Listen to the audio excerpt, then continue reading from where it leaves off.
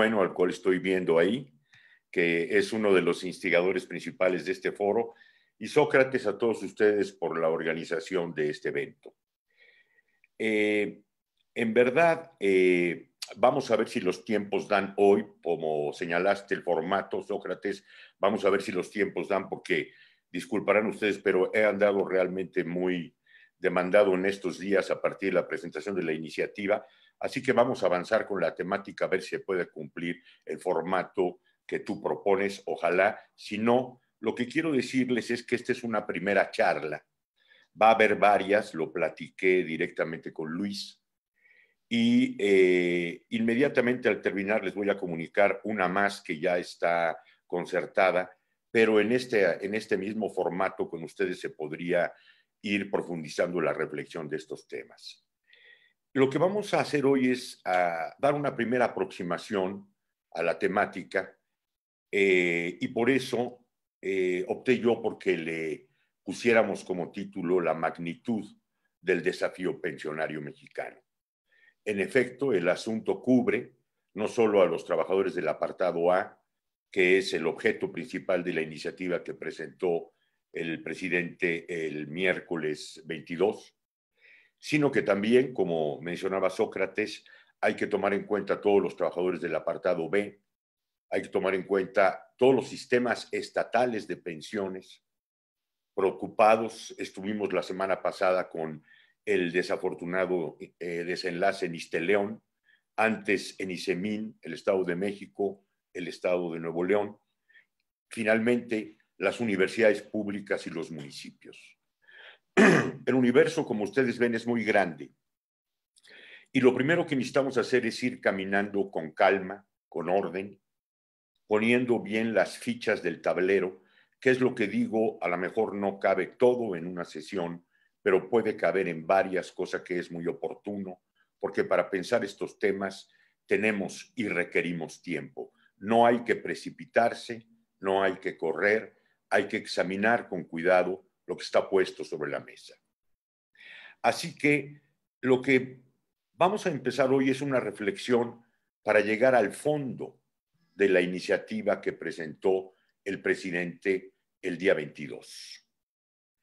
Y esta primera charla, como les decía, parte de la siguiente pregunta, que es la pregunta que me hace todo mundo. ¿Frente a qué estamos? Pues estamos ante una evidencia clara de que había en México una serie de propuestas para el futuro del sistema pensionario en el sentido amplio que acabo de decir, antes del COVID y después del COVID. La pregunta, por tanto, más importante en este momento es, ¿qué ocurrió con el sistema de pensiones en el marco ya de la epidemia? Pues lo que ocurrió es que se generaron una serie de contradicciones en el proceso, contradicciones muy interesantes que yo mismo con mi equipo, el GEPS, el Grupo de Estudios en Políticas de Salud y Seguridad Social, hemos venido siguiendo minuto por minuto. Y esto es importante decirlo porque había muchas propuestas, hay muchas lecturas, muchas interpretaciones, muchas salidas que hoy día, después de la epidemia, se quedaron en el marco pre-COVID. Y lo difícil, el secreto, es pisar lo que está sucediendo ahorita en el marco COVID y lo que va a ocurrir en cuanto la parte fuerte de la tormenta epidémica cese y podamos medir la profundidad del daño que generó, no solo en las vidas que estamos padeciendo, sino también en toda la estructura económica. Y empiezo por aquí justamente porque ante la pregunta que se me hace siempre, frente a qué estamos pues ante una iniciativa, la que presentó el presidente de la República el pasado miércoles, que justamente expresa el impacto de esta situación del COVID y que en buena medida se explica a partir de dos cosas. Primero, una urgencia muy clara de la Secretaría de Hacienda, que en efecto es el actor principal con el Consejo Coordinador Empresarial para activar esta iniciativa, una preocupación muy intensa del equipo económico de Hacienda por los mercados frente a la discusión de los criterios generales de política económica que entrarán a discusión en el próximo periodo de sesiones. Es decir, lo que precipita la presentación de esta ley, y por eso verán ustedes que es muy importante distinguir de la situación pre-COVID a la situación COVID, es esa urgencia de que el gobierno mexicano se posicione frente a los mercados internacionales. Y dentro de este marco, particularmente la precipita la preocupación del equipo económico de que las calificadoras pudieran poner en riesgo la calificación de la deuda mexicana. Y, en efecto, la iniciativa se presentó en la mañanera de ese día 7, de ese día 22 a las 7 de la mañana, y si revisan el comportamiento de la bolsa ese mismo día, veremos que el mensaje de tranquilidad en cierto sentido operó. Ahora bien, puesto así, lo que también tenemos que apreciar es que la urgencia para presentar la reforma tiene elementos de los diseños previos al COVID y seguramente de ahí vienen sus limitaciones principales, que es lo que nos va a ocupar mucho tiempo venir examinando. No cabe una sola sesión para ver con seriedad y cuidado este tema. Por tanto, hoy iniciamos solo con uno. ¿Qué queda en la iniciativa que presentó el presidente de los diagnósticos pre-COVID que teníamos para enfrentar el desafío pensionario mexicano? Pues lo que queda lamentablemente como columna vertebral de su propuesta es lo que llamamos el sistema de ahorro para el retiro constituido por afores, por cuentas individuales y apostando a que en México se sigan pagando pensiones justamente con ese modelo de capitalización individual. Tal vez este es el punto central que tendríamos que detenernos y eso es lo que voy a hacer hoy principalmente en el cuerpo vertebral de mi intervención, examinar este modelo. Lo que podemos apreciar es que a pesar de la cuarta transformación, habíamos tenido ya un anticipo en ese diferendo que tuvo directamente el presidente de la República con el entonces secretario Carlos Ursúa, diferendo que se materializó a propósito del Plan Nacional de Desarrollo y del cual el propio presidente en varias oportunidades ha hablado, así que solo estoy expresando su propio punto de vista. Quedó claro que dentro de la cuarta transformación el equipo económico, me refiero particularmente al secretario Herrera, me refiero particularmente al que ahora está a cargo de la unidad de pensiones en Hacienda, que es Carlos Noriega Curtis, que apenas antes de que entrara López Obrador era el presidente de la Amafore, al responsable de la Comisión Nacional de Ahorro para el Retiro, Abraham Veladip, que fue importado de un país a hacerse cargo de esta temática apenas hace 2 años. En todo este equipo está clarísimo, y eso es sumamente importante destacarlo ahora, no se reunía el nivel de capacitación técnico que se requiere para enfrentar el desafío pensionario mexicano. El equipo que nombró el presidente López Obrador en Hacienda no tiene capacidad para enfrentar este desafío más que repitiendo lo que fue siempre su escuela de formación y la perspectiva que ellos creen que México debe seguir para pagar pensiones. Y eso se expresa en esta iniciativa que se presentó el miércoles y eso también contiene el factor principal de las limitaciones que va a tener para que resolvamos el problema, porque al fin y al cabo esta iniciativa puede ser resumida así. El gobierno de la Cuarta Transformación en materia de los trabajadores que ampara la ley del IMSS, que son el grueso de los trabajadores dentro del propio sector privado, solo van a recibir hasta este momento un paliativo que no va al fondo del problema, porque la iniciativa patea el bote hacia el futuro, no coge el problema en el fondo, no entra a la raíz de la dificultad pensionaria que tiene México. Así que lo que sigue voy a documentar con cierto detalle, porque ese es el centro, este modelo de capitalización individual. Vamos a empezar señalando que el sistema de ahorro para el retiro que ahora va a ser reformado con la iniciativa del presidente del miércoles 22 de julio de 2020, está cumpliendo 23 años. Estos 23 años hemos discutido este tema. Todo inició con la presentación de Ernesto Zedillo, que impuso la reforma del IMSS de 95 con la mayoría priista, donde, como he señalado en infinidad de ocasiones, una gran cantidad de legisladores incluso desconocían el lenguaje de lo que se estaba votando. Esto está cumpliendo 23 años y buena parte de los problemas que enfrenta ahora este sistema fueron señalados en el debate legislativo de hace 23 años. Este sistema tiene enormes dificultades estructurales de su diseño para hacer su principal tarea. Se llama sistema de ahorro para el retiro, pero en verdad lo que Zedillo impuso y se continuó después con Fox, Calderón y Peña Nieto hasta ahora, es un sistema de ahorro forzoso cuyos recursos son utilizados por las administradoras, pero que no paga las pensiones que debería pagar, porque se trata de un sistema de ahorro para el retiro, no es un sistema de ahorro para las administradoras y que usen esos fondos, sino que es un sistema de ahorro en cuya ecuación tiene sentido que se ahorre porque se obtendrá un retiro. Bueno, pues justamente se señaló hace 23 años y ahora lo estamos viendo.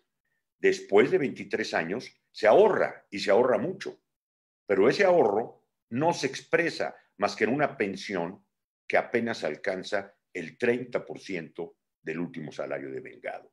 Es decir, la ecuación del sistema de ahorro para el retiro, como se señaló en 1995, está volteada. Lo que realmente se hace con este ahorro es financiar con los recursos que administran las administradoras, sin lugar a dudas. Pero la prioridad no son las pensiones. Y esto es lo que en su momento se señaló que era una falla de diseño estructural. Pues bien, el equipo económico de la 4T esto no lo corrige. Sigue pensando que la mejor manera de pagar pensiones en México es este sistema de ahorro para el retiro. Por ejemplo, en enero del año 2019, fíjense ustedes qué pronto, López Obrador tomó posesión en diciembre de 2018. En enero del año 2019, ya este mismo equipo, en ese momento era Carlos Ursúa, ¿verdad? Pero el actual secretario Herrera era subsecretario y él había expresado estos puntos de vista muy pronto. El subsecretario Herrera presentó, evidentemente como equipo económico de la 4T, una iniciativa, vean ustedes, para reformar el régimen de inversión del sistema de ahorro para el retiro y fortalecer el ahorro de los trabajadores. Esta iniciativa tuvo un tramitaje muy complejo dentro de las cámaras, particularmente en la Cámara de Diputados, porque con toda razón un grupo mayoritario de Morena y un grupo representativo del Partido del Trabajo les plantearon que si se trataba de una cuarta transformación, esto que estaban presentando seguía siendo una especie de herencia de las últimas iniciativas que había tomado el equipo económico de Peña Nieto. Hoy no me voy a detener en ese equipo, pero como esta es una primera charla, tendremos tiempo de ir poniendo en su lugar a cada uno de estos funcionarios, porque en materia de este sistema de ahorro para el retiro, todos los responsables del diseño están vivos. Sabemos perfectamente dónde están y qué siguen diciendo. parte de este debate tan rico, tan nutritivo, es dialogar con todas las posiciones y recordarles a estos funcionarios que hace 23 años ofrecieron seguridad social para el siglo XXI que duró escasamente 4 años, porque el tecnócrata Santiago Levy con Fox en 2001 quebró al IMSS argumentando que el régimen de jubilaciones y pensiones era terrible, y la seguridad social para el siglo XXI que presumía Cedillo y Genaro Borrego, entonces directores del IMSS, duró 4 años. Así que es muy importante que veamos que estos funcionarios de la Cuarta Transformación en la Secretaría de Hacienda presentaron esta iniciativa diciendo lo mismo que había venido diciendo Fox, Peña y Calderón. Es decir, una iniciativa para fortalecer el ahorro de los trabajadores modificando el régimen de inversión. Sí, señor, pero teníamos claro ya para ese momento que el problema de fondo es el modelo de capitalización, no el régimen de inversión.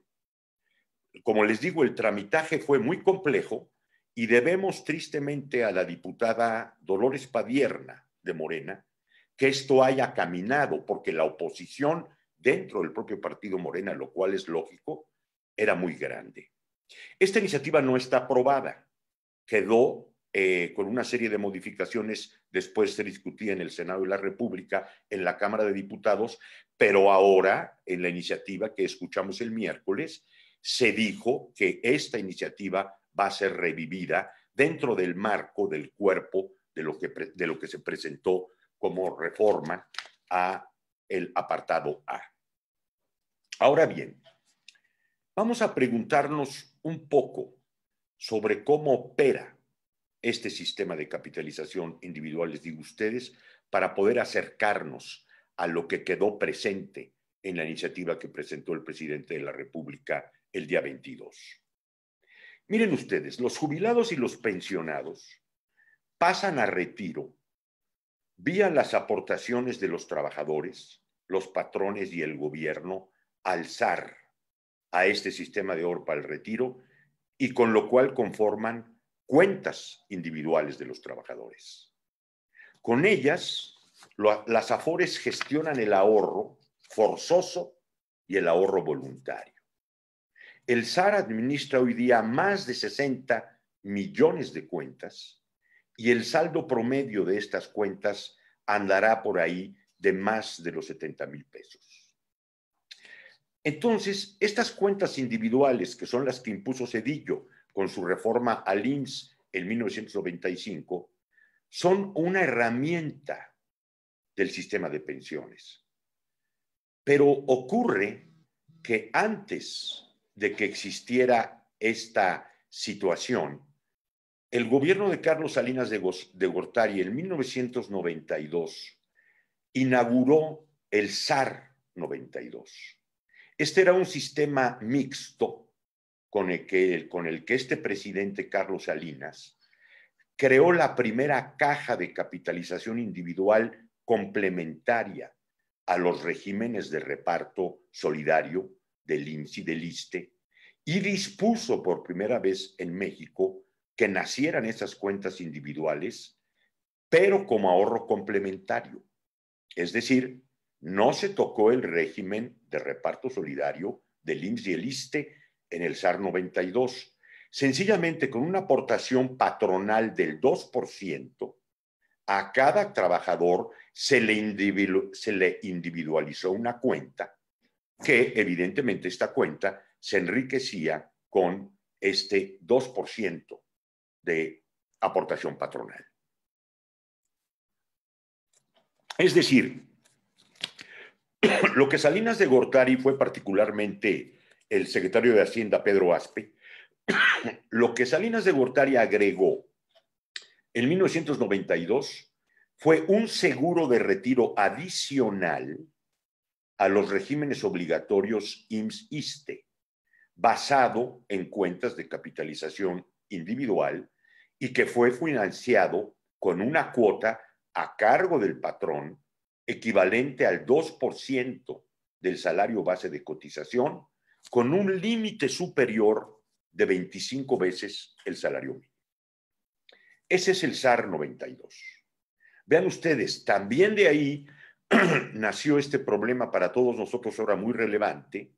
Con este mismo diseño se individualizaron también todas las aportaciones del Infonavit y del Fobiste correspondientes al 5% del salario base de cotización a cargo del patrón. Como saben ustedes perfectamente, en el caso del Fobiste, todos los que estamos en esta ley, pues nuestro patrón es el Estado. En el caso de los trabajadores al servicio de la iniciativa privada, pues el Infonavit recauda este 5% del salario base de cotización patronal. Bueno, el problema de fondo fue el siguiente, eso fue en 1992. Se les ocurrió constituir un seguro de retiro adicional, SAR 92, que por primera vez generó una cuenta individual a cargo del patrón. El cambio viene, muy importante, con el famoso error de diciembre. El error de diciembre 94, coloca al entonces presidente Zedillo ante una situación extraordinariamente compleja. Se recibe un préstamo, recordarán ustedes, del presidente Clinton, y Zedillo, cuyo arco de reformas totales son las más neoliberales de todo el periodo, supera a Fox, supera a Calderón, supera incluso en algunas áreas a Peña y por supuesto a Salinas y a de la Madrid. Él, junto con otro equipo de tecnócratas, Luis Telles, Santiago Levy, entre otros, deciden voltear el SAR 92. Es decir, con la reforma a la ley del IMSS aparece el problema que estamos enfrentando ahorita en México. Se pone como ahorro forzoso u obligatorio de la cuenta individual y se le da la vuelta al esquema que había introducido Salinas de Gortari con Pedro Aspe, al SAR 92. Ahí realmente inicia esto que López Obrador ha estado presentando como un problema de fondo en la reforma de Ernesto Zedillo. Ahí surge propiamente con la imposición de la reforma del IMSS, este fenómeno que hoy día presenta este síntoma que es paradójico. Un sistema de ahorro para el retiro que es millonario, tiene más de 4 billones de pesos, pero paga pensiones ínfimas. Eso es el resultado de la decisión de Zedillo y, como dije, todos los responsables de esta decisión están vivos. Algunos de ellos trabajando en el sector financiero desde hace bastantes años. El SAR, pues entonces, como resultado, es lo que yo llamo un monstruo. Un monstruo que reúne una gran cantidad de recursos, más de 4 billones de pesos, cerca del 15% del PIB, pero he aquí el problema. La operación de los 23 años no paga las pensiones que debería pagar. Esto es lo que permite afirmar que en el fondo esto es lo que debería haber atendido la reforma que presentó el presidente López Obrador el pasado miércoles 22. Vean ustedes, hay además una ley de los sistemas de ahorro para el retiro, ley que es indispensable conocer.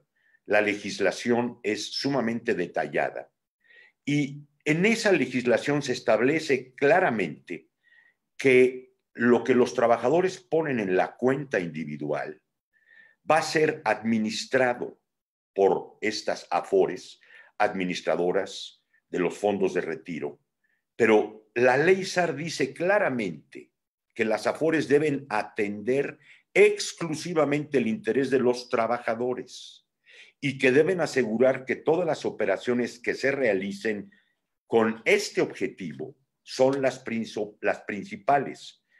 Ahí está la ecuación del SAR que les decía. Sí, se ahorra forzosamente, pero se ahorra para el retiro. Pero en verdad lo que ocurrió es que la reforma Zedillo generó esta gran bolsa enorme, pero se volvió en sí mismo un atractivo para financiar al gobierno, para financiar también, evidentemente, empresas privadas, lo cual es muy correcto.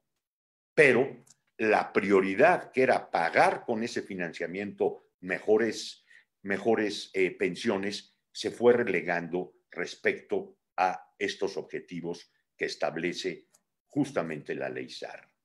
El problema de fondo, como verán ustedes, insisto, es este modelo de capitalización. Ahora bien, no solo se ahorra forzosamente, los trabajadores reciben el descuento de su nómina, sino que también existe algo que se llama ahorro complementario, ahorro voluntario. Este no es insignificante, pero si lo comparamos con lo que representa el ahorro forzoso, pues evidentemente hay un contraste extraordinario. Por ejemplo, en 2018, la CONSAR, la Comisión Nacional de Ahorro para el Retiro, informó que durante toda la administración de Peña Nieto, vean ustedes, durante 6 años, el ahorro voluntario representó apenas el 2% de los recursos millonarios que maneja el SAR, 4 billones de pesos, 2%. La razón es obvia. Con el nivel salarial que tenemos, ¿quién puede ahorrar voluntariamente? Pero entonces es importante que distingamos esto dentro del modelo de capitalización. Distinguir entre ahorro forzoso, que es el que se descuenta de la nómina, y el voluntario, es indispensable para que veamos la magnitud y profundidad de nuestro desafío pensionario, particularmente para los jóvenes. ¿Qué capacidad tiene para ahorrar voluntariamente con el nivel salarial que tenemos la generación millennial?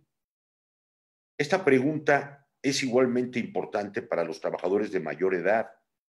Los trabajadores jóvenes y los trabajadores de mayor edad, todos, están amparados por los parámetros de estas reformas neoliberales de Zedillo y están condenados a recibir pensiones miserables. El equipo económico de la 4T, al presentar la iniciativa del día pasado, parece no haber tomado en cuenta que este es el problema principal. Ahora bien, ¿qué hacen las AFORES con los recursos de los trabajadores depositados en cuentas individuales? Las AFORES son organizaciones muy profesionales que se sirven de esquemas diferenciados de inversión por grupos de edad.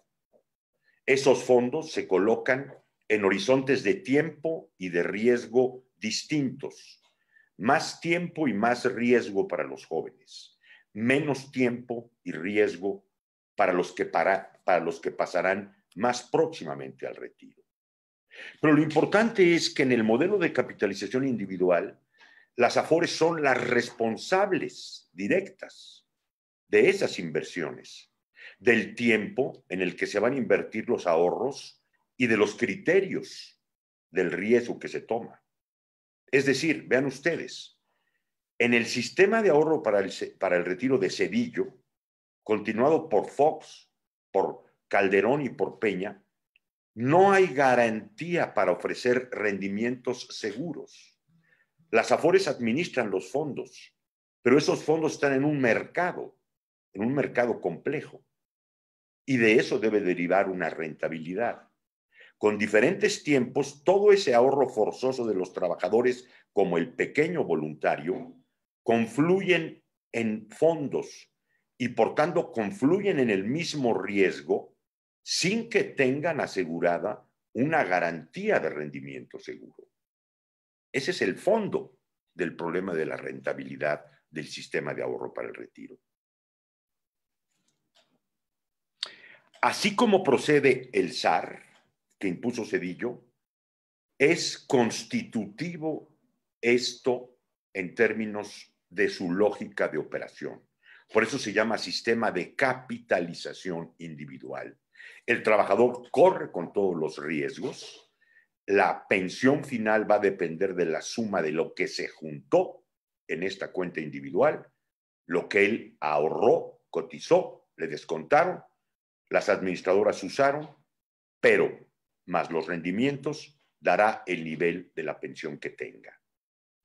Esto justamente era lo primero que llamaba la atención, cómo la primera iniciativa de enero 2019 del equipo económico ya del presidente López Obrador, de la Cuarta Transformación, la primera iniciativa que presenta es para mejorar el horizonte de estas inversiones de las Afores. ¿Por qué no pensaron en reflexionar sobre el sistema de capitalización? Esa es la pregunta que queda abierta. Es decir, con el actual sistema de capitalización, con el sistema de ahorro para el retiro, con los tiempos, los criterios de inversión y riesgos de las Afores, con estos esquemas, es sumamente improbable que después de casi 23 años, las pensiones que paga el SAR alcancen para que sea un retiro digno. Es un esquema que, como nos muestra el caso chileno, que nos lleva muchos años más, nunca va a pagar pensiones dignas porque la suma de lo ahorrado más los rendimientos nunca va a dar más allá del 30% del salario devengado. Es decir, que lo que había que revisar era el modelo de capitalización, no el régimen de inversión. Ahora, vean ustedes también que es cierto que uno es el rendimiento de los fondos que usa el ahorro forzoso y voluntario de los trabajadores, y otra es la propia rentabilidad de las Afores. Se usan los fondos de pensiones de los trabajadores, eso es muy importante, pero también hay una rentabilidad para las Afores. Aquí el cuadro pinta diferente. Los trabajadores pagan comisiones porque les administran ese ahorro, les administran el ahorro y les regresan pensiones muy bajas. Pero ¿qué sucede con la rentabilidad de las Afores? Este tema es muy relevante. Hasta antes de esta iniciativa que presentó en enero de 2019 ya el equipo económico de la Cuarta Transformación, las Afores estaban en una verdadera comodidad, yo la he bautizado como hamaca de confort. Recibían el ahorro forzoso y su rentabilidad estaba prácticamente garantizada. La utilidad derivaba del cobro anual de las comisiones sobre el saldo de todas las cuentas individuales y no había que descontar ahí las minusvalías. Por ejemplo, según la propia Comisión Nacional de Ahorro para el Retiro, en 2018, tomen nota, por favor, de esta cifra que es muy importante, el retorno sobre capital invertido por sus accionistas llegó casi al 35% en el caso de la Afore Citibanamex y sumó para todas las Afores del sistema casi 11,000 millones de pesos. En 2010 había sido de casi 7,000 millones de pesos. Es decir, y en síntesis, las Afores son sin duda uno de los sectores más rentables para los accionistas. Eso se debe a que administran este ahorro forzoso y, como decía yo, mucho cuidado con una descalificación ideológica aquí. El asunto es que no cumple, después de administrar ese ahorro, con regresar, de acuerdo a la ecuación SAR, la pensión digna, sino solo 30% del último salario devengado. Así que eso nos permite concentrarnos en el núcleo duro del diseño estructural del sistema de ahorro para el retiro que compromete a alcanzar pensiones dignas. Desde la reforma del IMSS Cedillo 95-97 y después, ya lo mencionó Sócrates, con la reforma al ISSSTE 2007, se exigieron esas 1,250 semanas de cotización para recibir como máximo una cuarta parte del salario último devengado, el 25%. Evidentemente, este tiene un problema de diseño. Se le señaló en 1995, se insistió conforme se fue fortaleciendo el sistema de ahorro para el retiro, e incluso en el periodo de Peña Nieto sostuvimos debates intensos en las dos cámaras, particularmente en la Cámara de Senadores. Hubo la oportunidad de discutir incluso con los técnicos de la Comisión Nacional de Ahorro para el Retiro, con funcionarios hacendarios, con la AMAFORE. Fueron foros de una profundidad interesante en el debate. Algo quedaba claro, la tecnocracia de Peña Nieto sofisticó como nunca el problema del sistema de pensiones. Para ellos, las pensiones en México estaban como estaban, no porque este sistema de capitalización esté mal diseñado, sino porque los mexicanos no saben ahorrar. Recurrieron a premios Nobel de la economía del comportamiento para plantear que el problema de los mexicanos, particularmente de los millennials, a los cuales trataron con muy poco tacto, era que hay trampas en la mente y los mexicanos no sabemos ahorrar. No está mal el sistema, son los mexicanos. Todavía hoy día, hace 2 semanas, la Amafore organizó un foro, una profesora del CIDE recomendó ahorita, una semana antes de que apareciera la iniciativa de López Obrador, exactamente la receta de la CONSAR de Peña Nieto.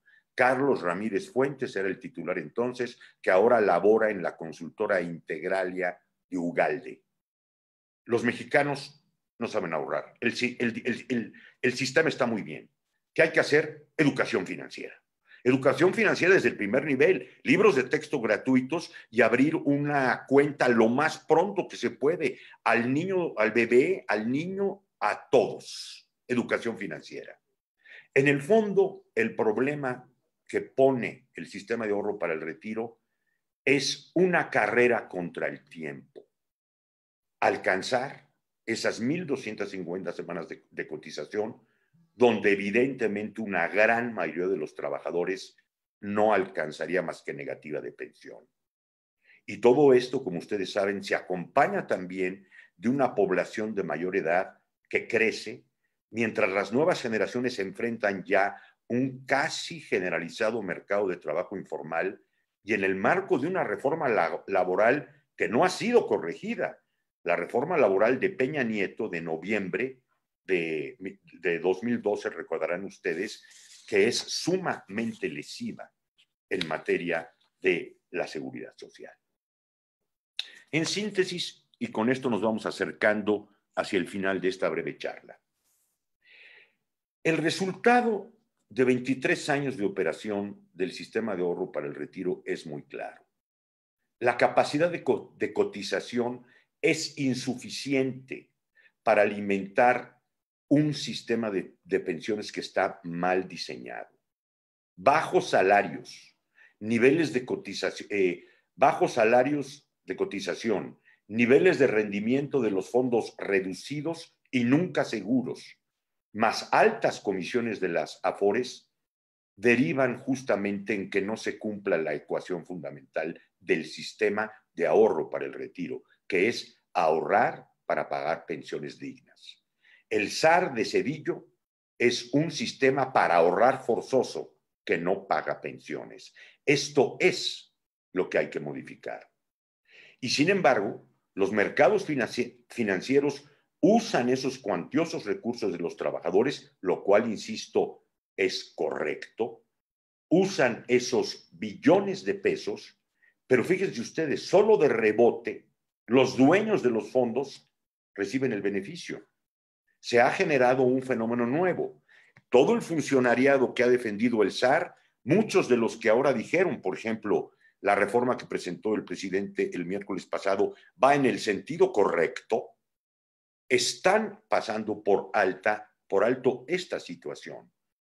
El dinero de los trabajadores no reporta en beneficio de ellos, por el diseño del sistema, porque el diseño del sistema coloca la cuenta individual y se perdió el soporte que se daban en los sistemas anteriores, los fondos colectivos, donde la suma de todo protegía a los de menos ingresos con los de más ingresos. Eso se rompió. Una cuenta individual de uno solo puede dar la suma de la cotización más el rendimiento. Eso jamás va a pagar una pensión más allá de un cuarto, 30% del último salario devengado. Y esto es lo que hay que corregir. Todo esto nos confirma entonces que después de 23 años, la realidad de las pensiones y del desafío mexicano requiere de ir mucho más allá que lo que presentaba esta iniciativa del equipo económico de AMLO en el mes de enero de 2019. O sea, hay que ir más allá de ajustes o de cambio de criterios o de modalidades en las inversiones de los recursos que suman las AFORES. Hay que ir más allá del conjunto de lo que significa las trabas, los lastres de este modelo de capitalización individual. En la charla de hoy, que como les decía a ustedes es la primera que vamos a continuar, quería yo puntualizar esto porque aquí está el centro del problema. Lo que tenemos nosotros es, lamentablemente, que la iniciativa que se presentó por el presidente de la República el pasado día no toca la médula que acabo de describir. Es decir, lejos de ser su principal oferta, la iniciativa que escuchamos el 22 de julio, presentada por el equipo económico de la 4T, el secretario Herrera, el Consejo Coordinador Empresarial, el consejero jurídico del Poder Ejecutivo, Julio Scherer, no pagará mejores pensiones, pero sí, fíjense ustedes, implica pagar muchos más subsidios. Toda la estructura del sistema de ahorro para el retiro está soportada por subsidios. Y lo que nos presentaron el julio 22 tiene más subsidios, pero no garantiza mejores pensiones. O sea, lo que conocimos el miércoles 22 de julio no resuelve el desafío estructural del sistema de ahorro para el retiro, es decir, el sistema de capitalización individual que acabo de presentar ahorita. Y, ojo, también es cierto, no atiende a los trabajadores al servicio del Estado, a las entidades federativas, a las universidades y a los municipios. En suma, y hasta aquí vamos a llegar hoy porque en las siguientes charlas breves continuaré profundizando en la temática, la iniciativa, al igual que la que presentó Zedillo al IMSS en 1995, solo proyecta el problema hacia el futuro, es decir, patea el bote. Y ese es el problema definitivo en su limitación. Hasta aquí quedamos y veo que por el tiempo nos quedarían unos minutos más para atender, si no todas, algunas de las inquietudes que ustedes tengan. Muchas gracias por su atención. Muchas gracias, doctor Gustavo Leal. Yo quiero destacar la enorme claridad y contundencia con la que usted presenta este análisis, ¿verdad? Sustentado no solo en el puro análisis de la propuesta, sino en realidad de ese conocimiento más amplio y más profundo que es el sistema pensionario y las modificaciones que se fueron haciendo paulatinamente, ¿verdad? A través de los sexenios llamados neoliberales. Entonces, creo que con esta exposición, pues nos da elementos bastante fuertes, ¿verdad? Para poder entender cómo está la problemática y también hacia dónde deben de apuntar las soluciones, ¿sí? Entonces, en este sentido, pues yo quiero agradecer, ¿verdad? Su apoyo con estas pláticas que nos está usted dando para aclararnos, ¿no? A los trabajadores cómo está la problemática y también, pues, destacar el apoyo que se ha tenido por parte del equipo técnico de la nueva central de trabajadores en la realización de esta conferencia magistral, que son los compañeros, ¿verdad? Del equipo técnico de la nueva central quienes han estado llevando a cabo esta transmisión por vía Facebook, ¿verdad? Dos sitios de Facebook y uno de YouTube. Entonces, para que esta información pues no quede, ¿verdad?, en un pequeño grupo, sino que pues sea lo más amplia posible, pues para que ahorita mucha gente, ¿verdad? Mucha gente, podríamos decir, cientos y miles de trabajadores están interesados en entender qué es lo que se está proponiendo y si esto va a mejorar y va a resolver la problemática que se tiene plantada de origen.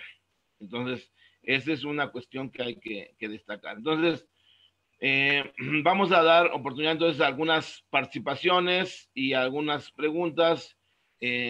quizá nada más sea posible una ronda para darle otra vuelta a la palabra al doctor y pues llevar a cabo el cierre de esta primera plática. Y de una Correcto. vez les anuncio que para el próximo martes, otra vuelta entre la nueva central de trabajadores y el ascenso de SIC, tenemos programada otra plática, un conversatorio, precisamente con un estudioso del sistema chileno, ¿verdad? Para que nos exponga en cómo ha sido allá. Los nombres, ¿verdad? Las palabras, los conceptos, las figuras jurídicas pueden modificarse, pero lo importante es entender cuál es la similitud entre lo que se ha hecho en México y lo que se ha hecho en Chile. Bueno, entonces, tienen la palabra, compañeros, ¿quién quiere hacer una pregunta o una Están pequeña? pidiendo la palabra las compañeras Norma y el compañero Sergio Barraza. Perfecto. Entonces, la compañera Norma tiene la palabra. 3 minutos, compañera, máximo. Sí, gracias. Un saludo a todos y a todas. Es un tema muy importante, incluso creo que para todos los trabajadores. Sin embargo, así como está planteado, quiere decir que esto apenas ni siquiera es el primer peldaño de resolución de este problema, diré yo, porque muchos de nosotros y algunos compañeros míos ya se han jubilado con muy poquito dinero en sus pensiones. Eso es importante destacarlo porque algunos de ellos se han como que animado, pues, ¿no? Al anuncio, así como que con esa alegría. Sin embargo, ya analizando el tema, pues no es tanto. Entonces, yo le preguntaría al doctor Gustavo Leal en relación a que, bueno, se vea como una parte, un inicio tal vez. ¿Y qué tan cierto es que esta presentación del 22 de julio es más bien un inicio hacia la reforma fiscal? Si tiene alguna relación. Y porque de alguna manera tendríamos que ir como analizando esos puntos. Y sería a todos, Sócrates, muchísimas gracias. Sócrates, yo creo que sí es posible, me gustaría responder por el asunto del tiempo directamente a cada la pregunta. ¿Estás de acuerdo, Sócrates? No, sí. Esperas, te veo. Sí, Norma, esa pregunta es muy interesante, me da la oportunidad de entrar a otro ángulo. La manera como he venido presentando, verán ustedes, son menos de 48 horas, pero ha habido una infinidad de entrevistas incontables. El asunto es desde el lado de lo que se esperaba del diseño deseable de la 4T, ¿verdad? Pero lo que dices, Norma, es muy importante porque también está la posición patronal. Ahí hay mucha inconformidad. Lo que se ve ahí, y esto es importante que ustedes lo tomen también en cuenta porque casi nadie lo examina, es que pues el Consejo Coordinador Empresarial habló en la cúpula, tomó una decisión, pero quien va a tener que poner el punto extra, 8 puntos graduales a lo largo de 8 años, es la pequeña y la mediana industria y la gran industria, claro. Ahí verán ustedes por qué yo insisto en un corte pre-COVID y post-COVID, si no, no se entiende. Bueno, hay sectores fuertes, por ejemplo, en el Estado de México, que han manifestado su total molestia diciendo que la iniciativa debió haber llevado que los trabajadores pusieran más, Norma, y también que el Estado. Ahora, aquí el problema queda así. Carlos Salazar, por favor, tomen nota de esto, dijo claramente en entrevistas posteriores, esos 8 puntos que agrega la iniciativa del presidente López Obrador no se van a pagar en 2021 ni 22, sino hasta 23. Ahí empieza el conteo. Y segundo, él dijo que les recomendó a las empresas lo siguiente, a los empresarios. Bueno, este punto extra gradual, 8 años a partir del año 2023, fíjense ustedes, le falta solo uno para terminar el sexenio ya entonces, resulta ser que yo les digo a los empresarios, ¿de dónde va a salir? Pues bueno, si vamos a negociar prestaciones del 7%, pues yo sugiero que demos 6 y el punto que falta en tal cochinito. Eso dijo Salazar. ¿Quién paga entonces? ¿De dónde viene la aportación patronal? Entonces, sí, en ese sentido, hay un núcleo duro del sector patronal, y hay que oírlos, que lo que están diciendo justamente es que aquí iniciaría una reforma fiscal, porque ellos, como ustedes saben, han defendido todo el tiempo que ellos ya cumplen con el 5% de la aportación obrero patronal, sobre todo en vivienda, para el Infonavit, y que si se quería más para la seguridad social y pensiones, se sacara de ahí el seguro de desempleo, la pensión universal, todo salía de ahí, de un rebalanceo de esos 5 puntos. Entonces, esa pregunta, Norma, es muy interesante, y yo creo que vamos a ver cómo el debate crece. No solo está el punto de vista que yo privilegié hoy, que no se toca el modelo de capitalización individual, sino la respuesta global de una economía del sector empresarial, muchos de ellos en un momento muy difícil, que dicen que esto, pues evidentemente, es un atentado que va a encarecer el empleo, y dan a entender que podría derivar en una generalización mayor del outsourcing. Esa sería, por lo pronto, una respuesta, ¿no? Sí, Sócrates.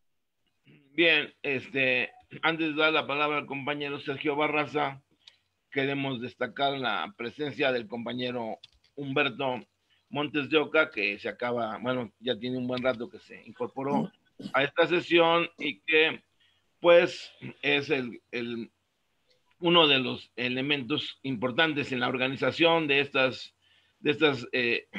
conferencias, de estas pláticas, de estos eventos que tratan de dar elementos a todos los trabajadores en términos de esta reforma y del problema de las pensiones. Entonces, la nueva central de trabajadores, bueno, nos hemos estado coordinando, ¿verdad?, junto con la CENSUESIC para que demos estas actividades de análisis y crítica.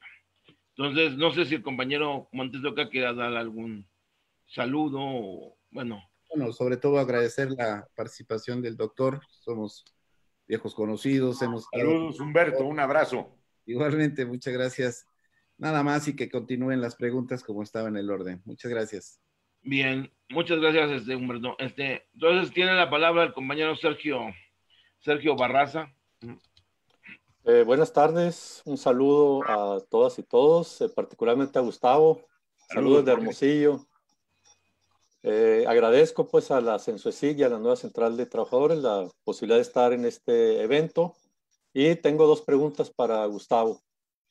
La primera es si él considera entonces que la solución del problema pensionario en México debe ser regresar al esquema de solidario, es decir, salirse de las AFORES y volver al esquema solidario en el caso del ISSSTE, del IMSS, etcétera, ¿no?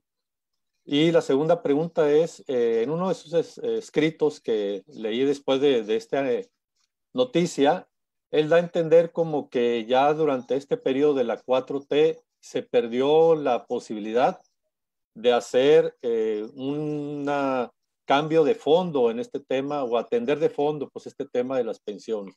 Entonces la pregunta es, ¿consideras, Gustavo, que ya se perdió la oportunidad en este sexenio de entrar de fondo al tema de las pensiones? ¿O todavía existe la posibilidad de que podamos empujar el tema y de que haya esta pues, opción de que se atienda de fondo el tema de las pensiones, ¿no? Eso es, gracias. Mucho gusto en saludarte, como siempre, mi Sergio. Sí, las 2 preguntas son muy precisas y se pueden responder directamente. Primero, regresar al esquema, no, nunca. El mundo ha cambiado, las expectativas son diferentes. Aquí lo que entra es lo que yo denomino el concepto de innovación, que es lo que no hay en la iniciativa que nos presentó el presidente López Obrador. No hay innovación en el área de la 4T. ¿Por qué el equipo entrante de gobierno no innovó? Dije claramente, es un funcionariado incapacitado para emplazar de manera diferente el tema. No le ayudaron allá al presidente de la República, lo metieron en un brete de modelo de capitalización.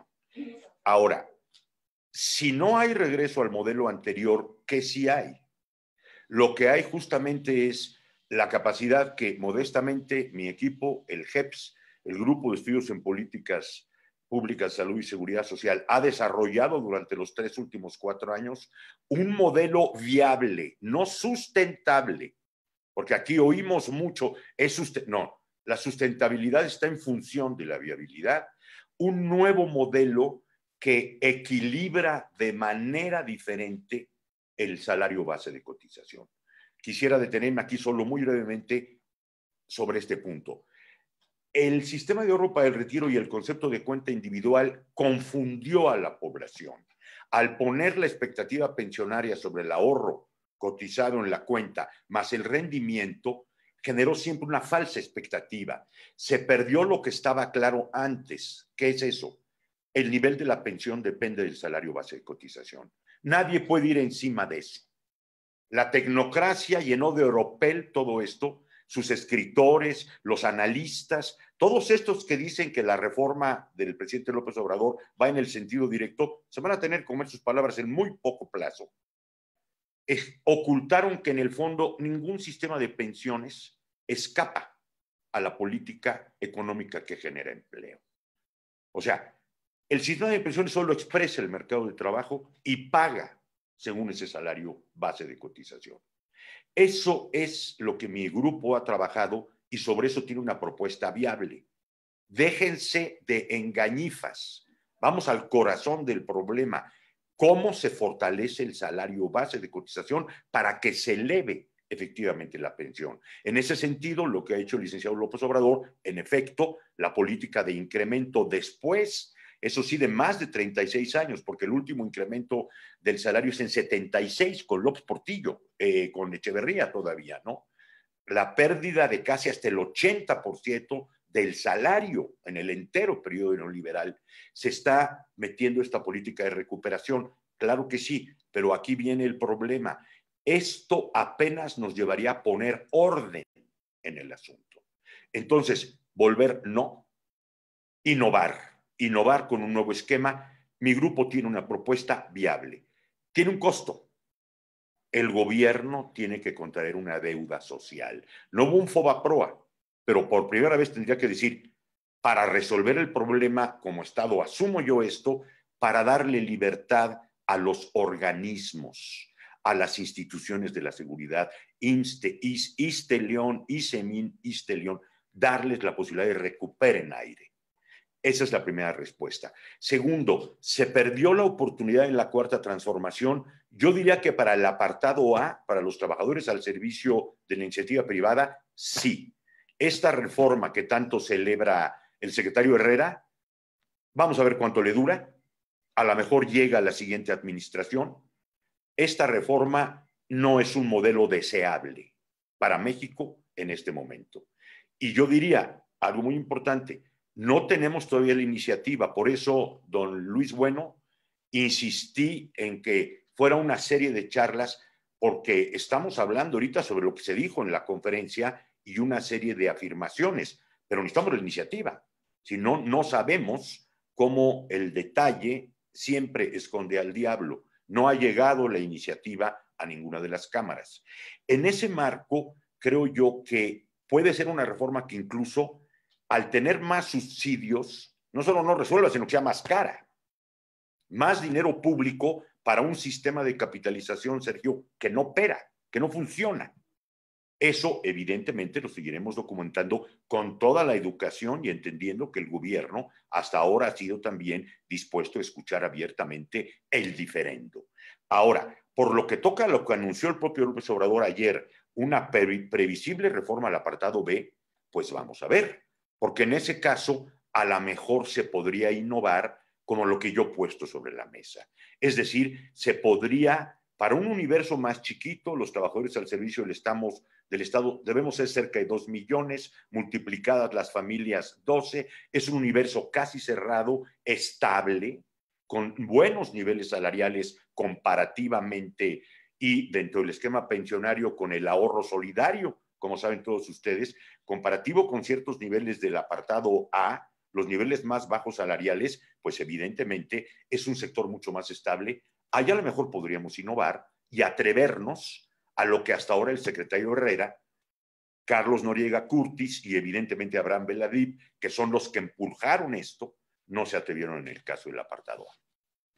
Sí, Sergio, creo que todavía hay tiempo para una, mi Sócrates, porque ya llegó por ahí el anuncio de la que sigue. Como verán, no son exclusivos.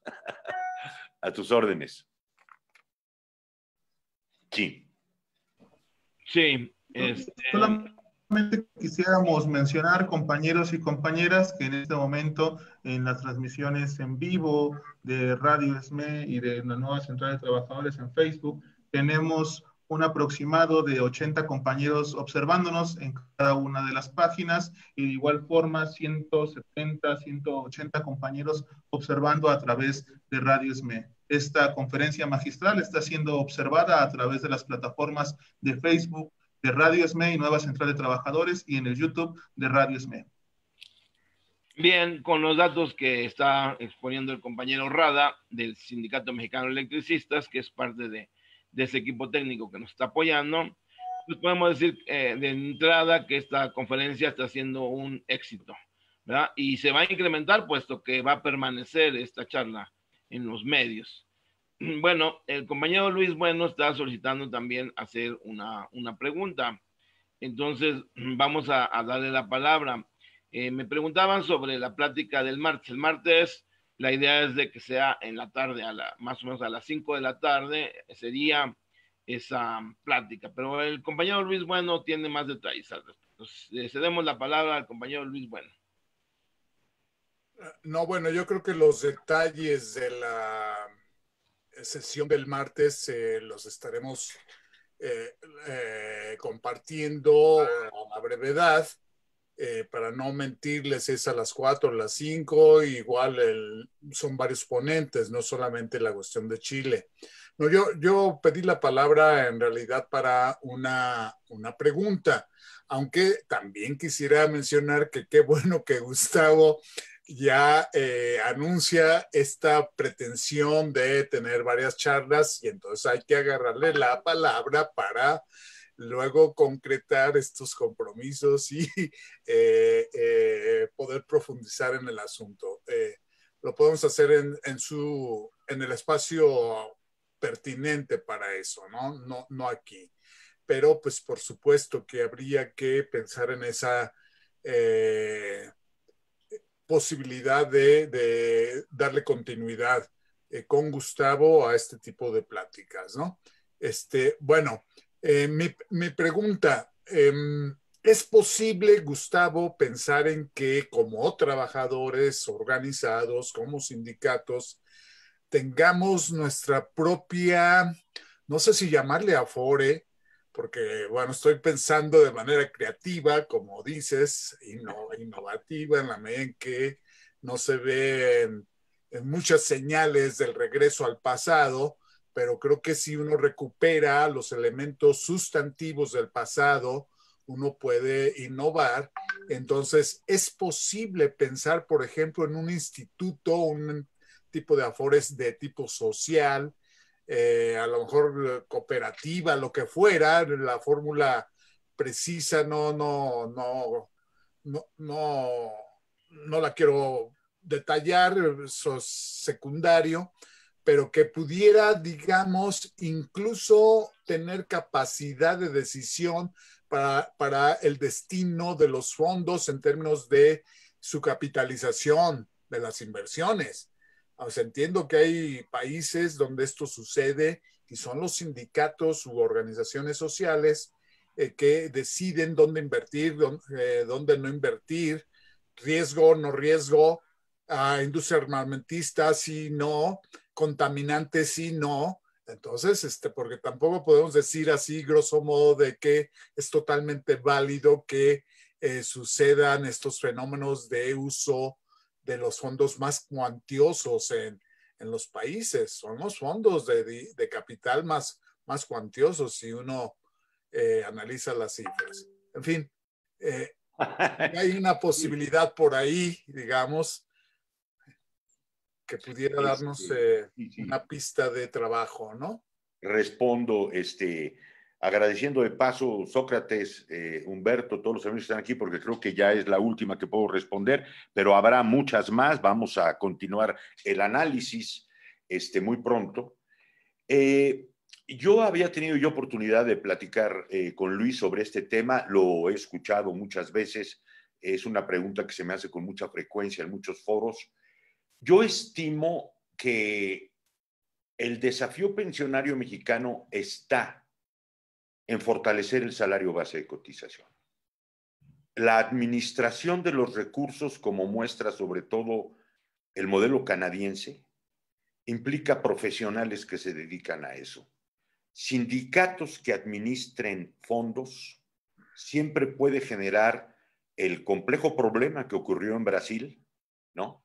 Y que está documentadísimo en términos de lo que tuvo que pagar el Partido del Trabajo como opción electoral hasta la fecha, podríamos decir, por haber dejado el manejo de esas bolsas como fueron manejadas. Hay libros, hay un libro muy famoso de Sibeki que todos ustedes conocen, donde se documenta el experimento brasileño, es la mejor fuente que yo conozco sobre el asunto. Yo creo que, Luis, esta es una pregunta que distrae de la tarea principal. La tarea principal es elevar el nivel de los salarios, fortalecer el salario, pensar en afores manejadas por sindicatos, por trabajadores, creo yo que nos desocupa del centro de la preocupación, que es lo que realmente mejora el nivel de la pensión, que es el salario base. Y diría una cosa extra, el sistema de pensiones puede hasta un punto, puede organizar el pago correcto sobre la base de la cotización, pero solo expresa el mercado de trabajo, y esto es lo que es importante. Al fin y al cabo, el nivel del mercado de trabajo y el nivel del empleo depende de la política económica. Truco de los neoliberales fue tratar de hacer meter la seguridad social en el debate de que, justamente lo que decía Norma, reformas fiscales por el lado de la seguridad social. No. Si tú quieres mejorar salarios, si tú quieres mejorar empleos, tienes que diseñar la política económica que haga eso. Ya ahí el sistema de pensiones no tiene que ver. Y si escuchamos, hasta este momento, en la presentación que se hizo el pasado miércoles 22, se insistió en el concepto de la informalidad nuevamente, fomentando, creo yo, la falta de orden que debería haber en el debate de una Secretaría de Hacienda, que debería decir, el sistema de pensiones es para pagar pensiones y las puede pagar mejor si los empleos son mejores, y eso depende de la política económica, pero son dos temas separados. Yo invitaría pues a que, más que pensar en la administración de los recursos, se pusiera en el centro en la constitución de lo que fortalece una pensión, el salario base de cotización. Y como dice José Alfredo, me disculpan, yo con esta me voy a tener que retirar porque ya tengo a esta gente esperando hace unos minutos, pero nos vamos a ver muy pronto, dándoles muchos saludos a todos los que alcanzo aquí a ver, muchos amigos, y a todos los que nos van a ver, y deseando que esta sesión, por el hecho de que yo me tenga que ir, no termine. A lo mejor pueden seguir ustedes un rato más. Mucho gusto en saludarlos.